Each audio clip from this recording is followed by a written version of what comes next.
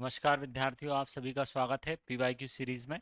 आज हम पीसीएमबी के अंतर्गत जो फिजिक्स चैप्टर है उसका वायुमंडलीय दाब एवं पदार्थ के गुणधर्म वाला जो चैप्टर है उसके क्वेश्चन सॉल्व करने वाले हैं। तो शुरू करते हैं। आज पहला क्वेश्चन है हमारे पास में, which among the following is not value of standard atmospheric pressure. और इसी को हिंदी में जब हम पढ़ते हैं तो हमको मिलता है, निम्न में से कौन मानक वायुमंडल दाब का मान नहीं है।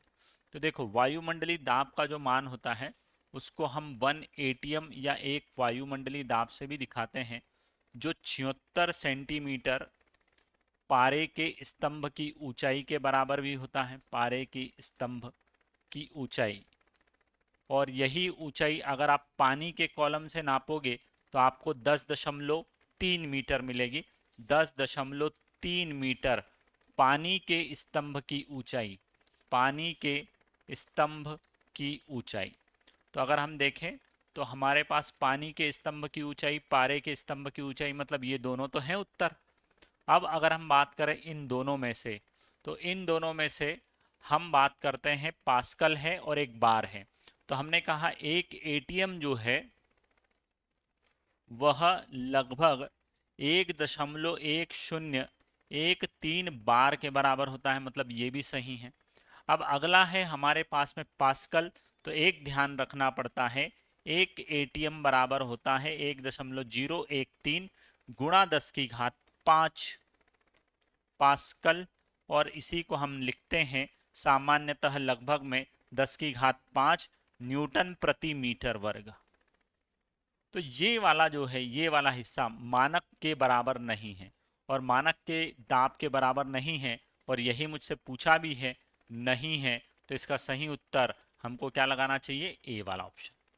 यहाँ पर आप ध्यान दीजिएगा कि दाब के बहुत सारे मात्रक हैं, साथ में एक और मात्रक होता है टॉर।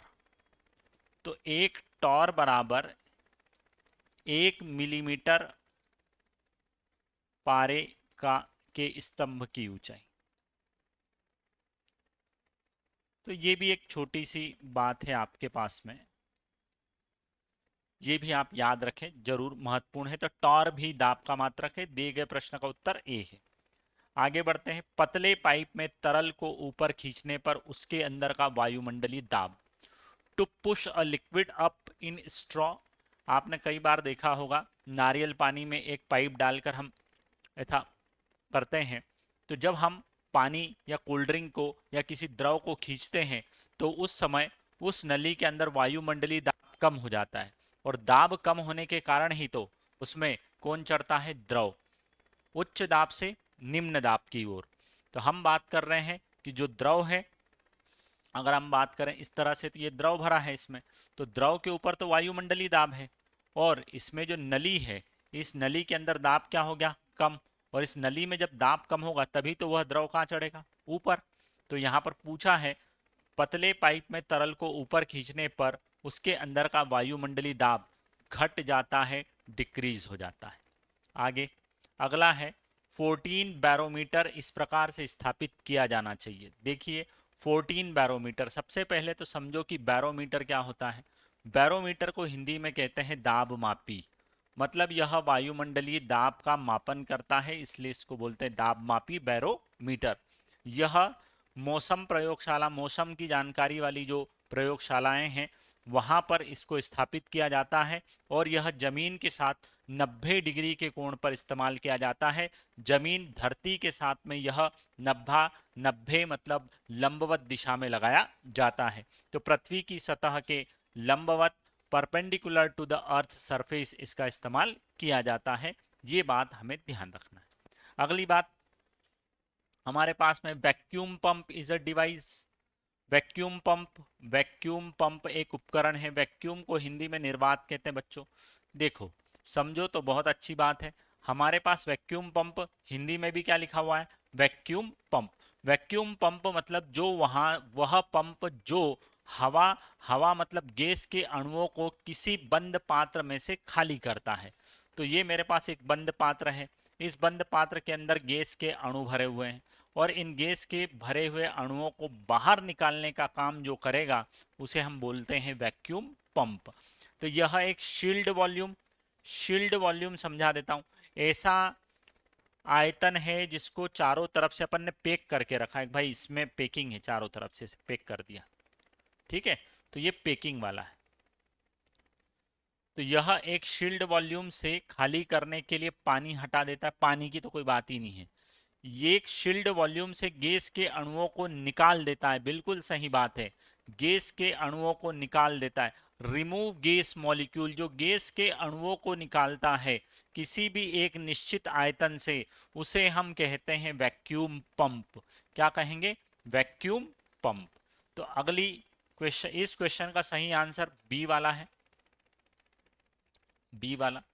चलो अगले क्वेश्चन की तरफ बढ़ते हैं। अगला क्वेश्चन है द नॉर्मल एटमॉस्फेरिक प्रेशर, सामान्यतः वायुमंडलीय दाब होता है। अभी अभी हम पढ़कर आए हैं 76 सेंटीमीटर पारे का स्तंभ। कई बार यहाँ पर बच्चा 76 देखकर लगा देगा, पर 76 काय में है? मीटर में है, तो ये ऑप्शन तो गलत हो जाएगा। 76 सेंटीमीटर ऑफ एच, बिल्कुल सही बात है। तो सही आंसर हमारा कौन सा हो गया? बी। आगे बढ़ते हैं। अगला क्वेश्चन है एक मरीज का ऊपरी रक्तचाप 160 है जबकि सामान्य रक्तचाप 120 है, ठीक। यहां पर कहा है अपर ब्लड प्रेशर, मतलब आदमी को है जो वो बीपी की समस्या है भाई, हाई ब्लड प्रेशर हो गया यार। 160 centimetre of Hg, normal blood pressure जो है वो 120 एमएम ऑफ एचजी के बराबर से सीएम ऑफ एचजी के बराबर है, सीएम ऑफ एचजी के बराबर। Calculate the extra pressure generate by heart. दिल अतिरिक्त दबाव लगा रहा है, तो दिल अतिरिक्त दाब निकालना है। तो अतिरिक्त दाब की अगर हम बात करें प्यारे विद्यार्थियों, तो दाब के मेरे पास में दो सूत्र हैं। P बराबर, एक होता है F बटे ए, एक होता है P बराबर H रो जी, ऊंचाई, घनत्व और गुरुत्वीय त्वरण के रूप में। तो यहां पर मुझे एमएम या सीएम ऑफ एचजी दिया है, मतलब पारे के स्तंभ की ऊंचाई दी है। तो पारे के स्तंभ की ऊंचाई अगर हमको दी है तो ऐसी स्थिति में हमें ऊंचाई वाला सूत्र लगाना पड़ेगा। तो हमको क्या पूछा? अतिरिक्त दाब, अतिरिक्त दाब एक्स्ट्रा प्रेशर, तो हम बोलते हैं अतिरिक्त दाब बराबर क्या होगा? उच्च दाब, और उसमें से हम क्या माइनस कर देंगे? सामान्य दाब। नॉर्मल प्रेशर को माइनस कर देंगे, नॉर्मल प्रेशर को बच्चों क्या कर देंगे? माइनस। तो ये है हमारे पास में नॉर्मल, और ये है उच्च मतलब हायर।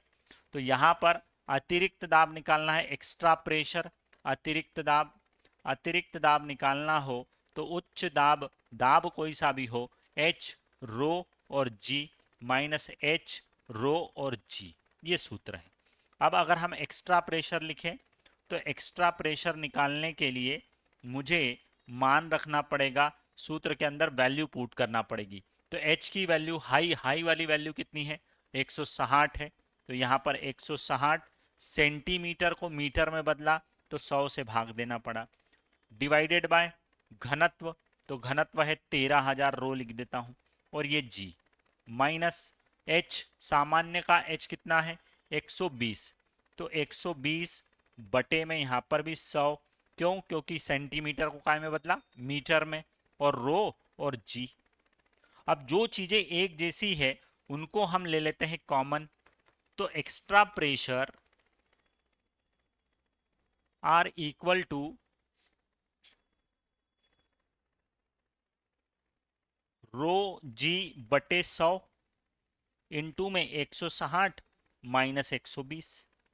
अब इसमें आप वैल्यू पुट कर दो, आपका आंसर उछल उछल कर आएगा। तो उछल उछल कर आंसर लाने के लिए यहां पर हमने लिखा बच्चों एक्स्ट्रा प्रेशर, अतिरिक्त दाब जिसको बोलते हैं, रो की जगह घनत्व, घनत्व 13,600, 13600, जी का मान 9.8, 160 में से 120 माइनस किए 40, डिवाइडेड बाय 100।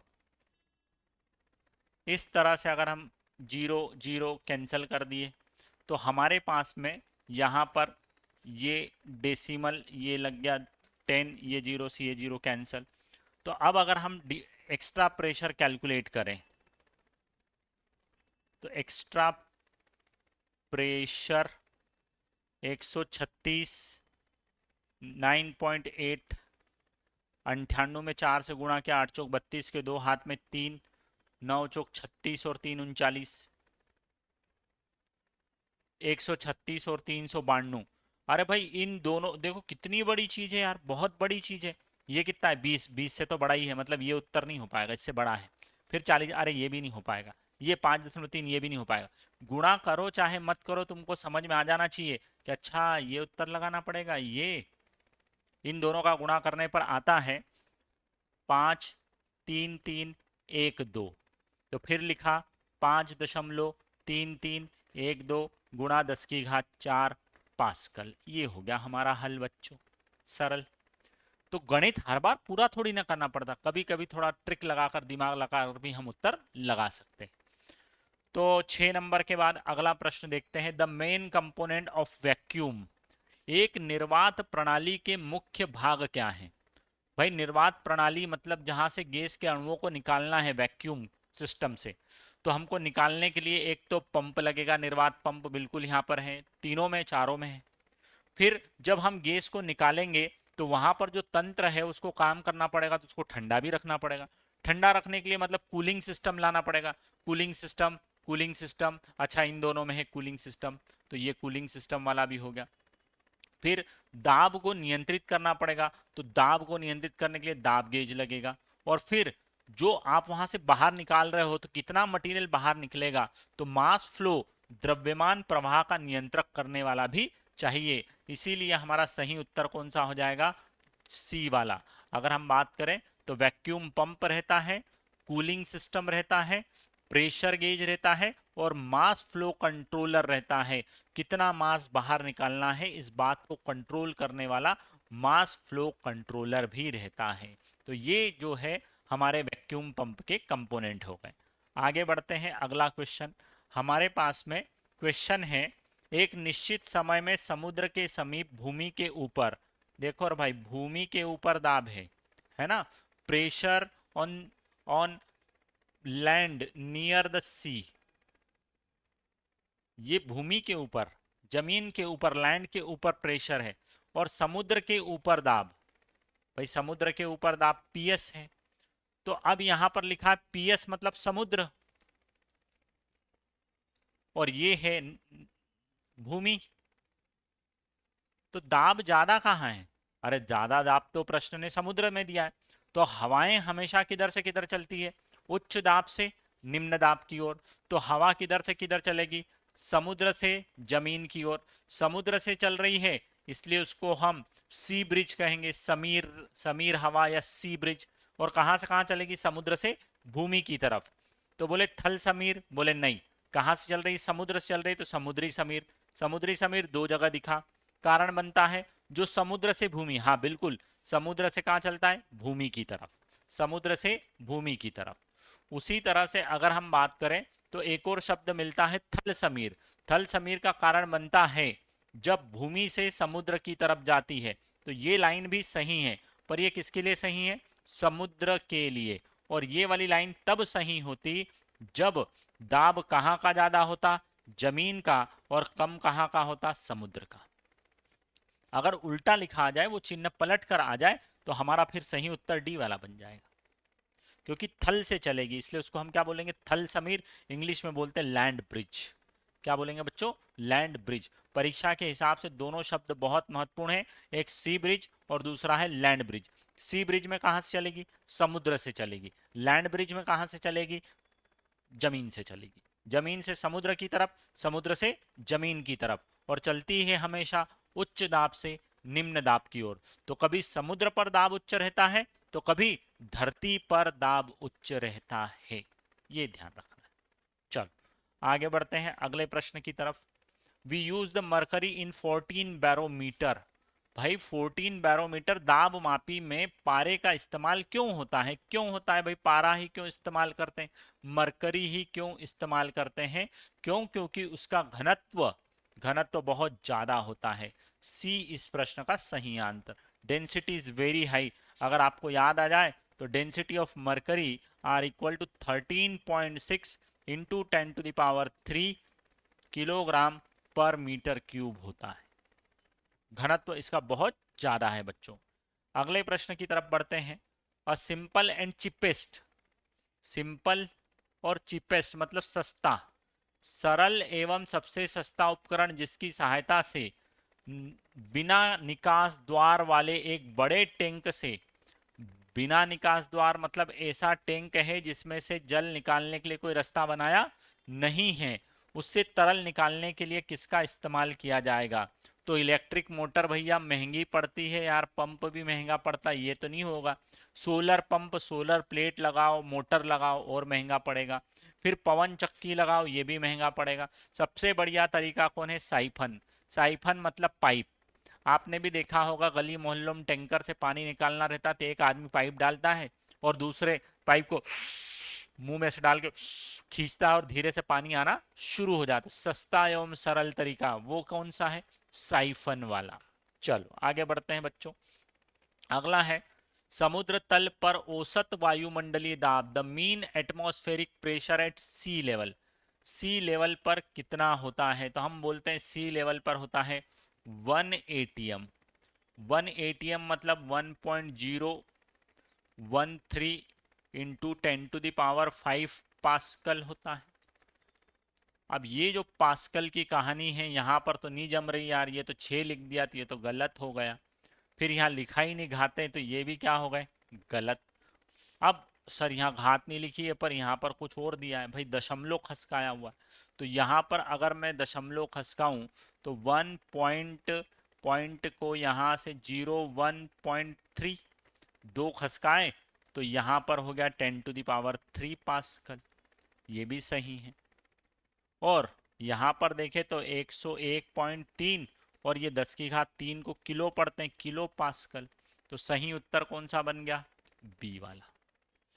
कौन सा है? बी वाला। यहाँ पर केवल पास्कल लिखा है, किलो नहीं लिखा हुआ है, इसलिए ये उत्तर नहीं हो पाएगा।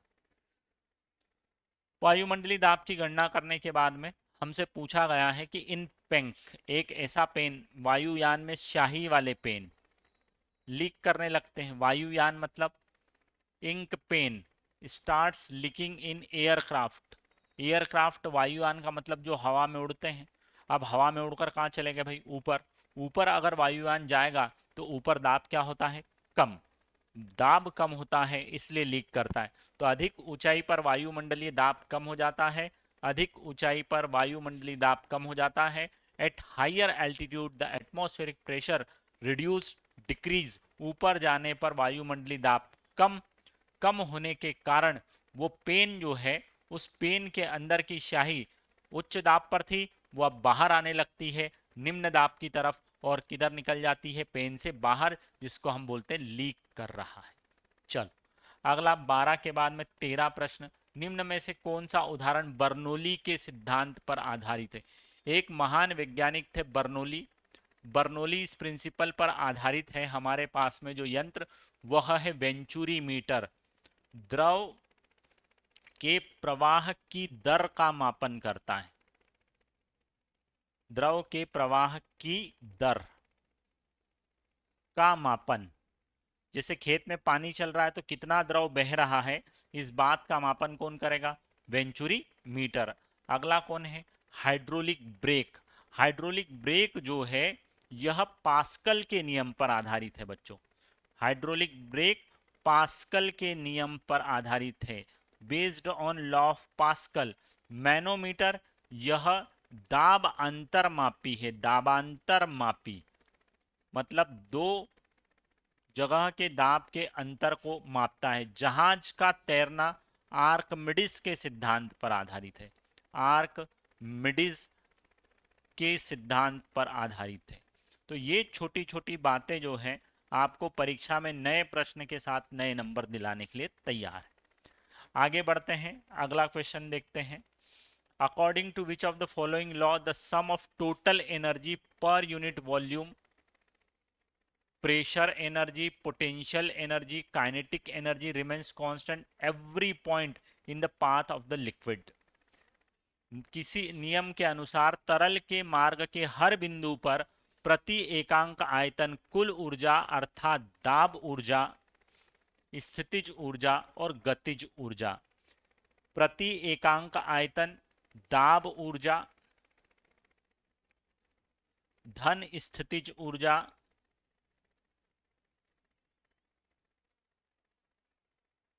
प्रति एकांक आयतन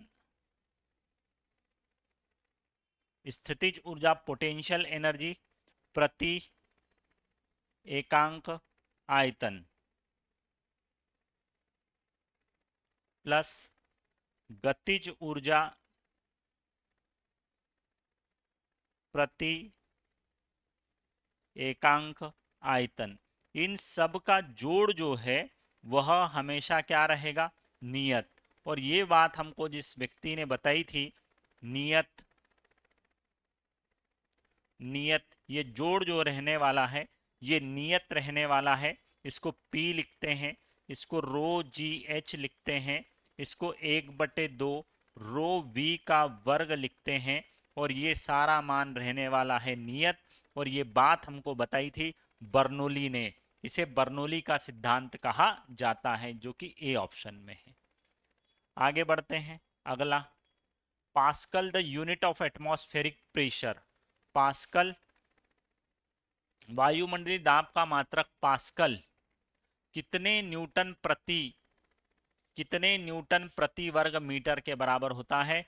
हम कई बार लिख चुके हैं, 1 पास्कल बराबर 1 न्यूटन प्रति मीटर वर्ग।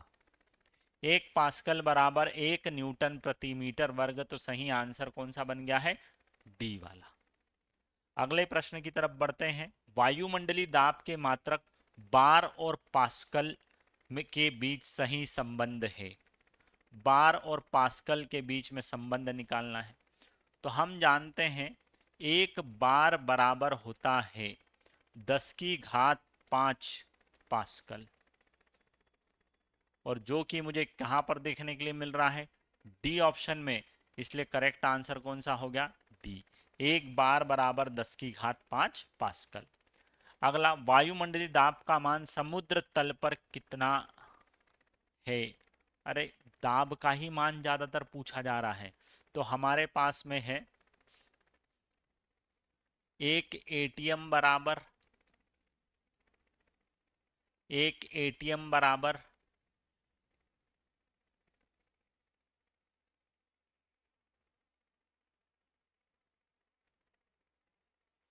लगभग 1 बार के बराबर आता है। 1 बार, 1 एटीएम बराबर अगर हम देखें तो वो रहता है 1.013 गुणा 10⁵ पास्कल या न्यूटन प्रति मीटर वर्ग भी होता है। अब यहाँ पर हमसे मिली बार में पूछा है, तो मिली बार अगर हम बात करें तो 1 एटीएम बराबर 1.01325, और ये लिखा हमने बार। अब यहाँ पर हमने 1.01325 गुणा भी 10⁵3 से किया और बटे में भी 10⁵3 रखा। ऐसा क्यों कर रहे हैं सर? ऐसा इसलिए कर रहे हैं बच्चों क्योंकि को मिली में आंसर चाहिए। काय में चाहिए? मिली में। तो ये दोनों में हमने कर दिया गुणा और एक में भाग। अब ये 3 संख्या में गुणा करा तो ये आपका बन गया 1.013.25। 1, 2 और 3 यहाँ पर लगा दिया, 2, 5, तो ये हो गया 10⁵3 का काम। फिर ये बचा 10⁻³ और यहाँ पर हमारा बार है। अब ये गया ऊपर गया तो माइनस का हो गया, 1.05 गुणा 10⁻³ बार। तो यहाँ पर हो रहा है 1 एटीएम बराबर 1013.25, और ये हो गया मिली, और मिली के बाद में बार। तो आप डायरेक्ट भी याद रख सकते हैं, और ये मैंने आपको हल करके भी बताया है। तो इसका सही आंसर कौन सा हो गया बच्चों? सी वाला। तो अगले प्रश्न की तरफ बढ़ते हैं। अगला प्रश्न हमारे पास में जो कि उपलब्ध है, क्या है? विच of the following statement regarding atmospheric pressure is not correct. देखो आजकल इस तरह के प्रश्न ज़्यादा आ रहे हैं। वायुमंडलीय दाब के संबंध में निम्न में से कौन सा कथन सही नहीं है, गलत ढूंढना है। बैरोमीटर का उपयोग वायुमंडलीय दाब नापने में किया जाता है। बैरोमीटर वायुमंडलीय दाब नापता है, बिल्कुल सही बात है। Barometer are use to measure the atmospheric pressure, सही है। बैरोग्राफ, ग्राफ होता है जिस पर रोज की रीडिंग लिखते हैं, बैरोग्राफ का उपयोग वायुमंडलीय दाब का रिकॉर्ड रखने में करते हैं, बिल्कुल रिकॉर्ड रखने में, मतलब ये वाली बात भी सही है। किसी स्थान पर वायु दाब में अचानक कमी आ गई, किसी जगह पर वायुमंडलीय दाब अचानक से कम हो गया तो वहां पर आंधी तूफान आने की आशंका होती है, यह बात भी बिल्कुल सही है। तो तीनों कथन हमारे पास सही हो गए हैं।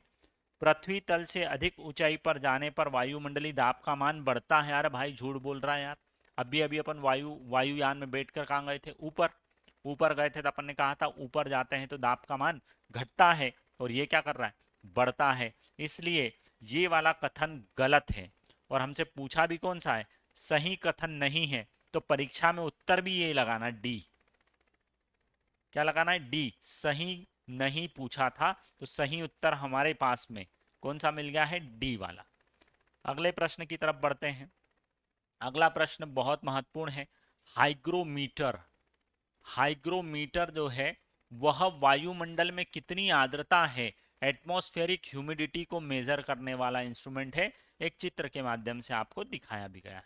आगे बढ़ते हैं। अगला प्रश्न, अप केंद्रीय पंप, सेंट्रीफ्यूगल पंप जो होते हैं, अप केंद्रीय पंप आपने देखा होगा ना, अपने घरों में ऐसी मोटर लगी रहती है, घुर्रो घुर्रो करके घूमती है। तो जब ये घूमती है तो गतिज ऊर्जा आती है, गतिज ऊर्जा के कारण ही वह द्रव भी तो बहने लगता है।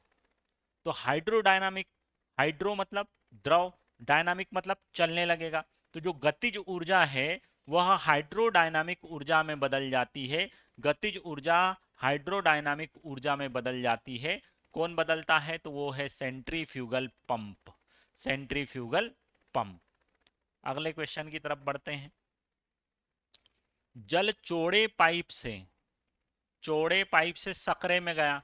अरे भाई रास्ता सकरा हो गया यार, ये चौड़ा था, चौड़े से फिर कहाँ जाने लगा? सकरे में जाने लगा। सकरे में जाएगा तो क्या होगा? जल के दाब में क्या परिवर्तन होगा? सीधी सी बात है, सकरी जगह में जाओगे, दबाएंगे इधर उधर, दबेगा तो दाब, दाब बढ़ेगा।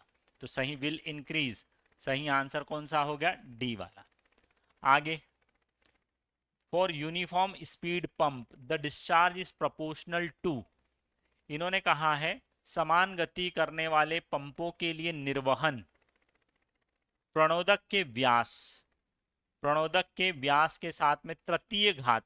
ये देखिए, जो जल निकल रहा है, बह रहा है, उसको बोलते हैं निर्वहन, है ना? तो उसको क्यू से दिखाया है। और जो आपने लिया है प्रणोदक, उसके व्यास के तृतीय घात के समानुपाती होता है। इसलिए प्रश्न का सही उत्तर सी है। अगले प्रश्न की तरफ बढ़ते हैं। एक अपकेंद्री पंप का निर्वहन, निर्वहन वही जो द्रव वह बाहर निकाल कर दे रहा है। यहाँ पर ये कहाँ गया? ये यहाँ से बाहर आ रहा है, ठीक। तो निर्वहन बाहर आने वाले के बारे में अगला प्रश्न पूछा है, वह आरपीएम के साथ, तो आरपीएम की गति के प्रथम घात के समानुपाती होता है। आरपीएम की प्रथम घात के समानुपाती होता है। ये क्यू, डी की घात 3, और ये एन, एन जो है वो आरपीएम है, आरपीएम। अगला प्रश्न इसी तरह से है। समान गति वाले पंप के शीर्ष, शीर्ष को अंग्रेजी में क्या बोलते हैं बच्चों? हेड। प्रणोदक के व्यास के किस घात के समानुपाती होता है? तो हेड जो है व्यास के द्वितीय घात के समानुपाती है, और पावर जो है वो पांचवी घात के समानुपाती है। अगली बार से अगर आपसे आरपीएम का भी प्रश्न पूछे हेड के संबंध में तो भी आप बता सकते हो, पावर का पूछे आरपीएम के संबंध में तो भी आप बता सकते हो। तो डी का वर्ग है और एन का भी वर्ग है, पर पावर के केस में डी का 5 है और इनकी घात 3। तो यहाँ पर तो हेड का पूछा है, हेड का पूछा है, और प्रणोदक का क्या पूछा है? व्यास, तो द्वितीय घात, बी वाला सही उत्तर होगा। अगले प्रश्न में हम बात करते हैं समान गति वाले पंप की शक्ति, अरे भैया शक्ति पावर क्या पूछा है इसमें, पावर, तो पावर जो है प्रणोदक के व्यास के पांचवी घात, पांचवी घात मतलब सही उत्तर कौन सा हो गया इस प्रश्न का, सी। ये जो पंप के थोड़े खतरनाक वाले प्रश्न आपको दिख रहे हैं, ये 24, 23, ये पिछले साल मतलब 2024 में परीक्षा में पूछे गए थे। ठीक है, तो ज़्यादातर हम देखेंगे तो हमारे पास में जो प्रश्न पूछे गए हैं वो आप अच्छी तरह से जानते हैं, वायुमंडलीय दाब के ऊपर पूछे गए हैं।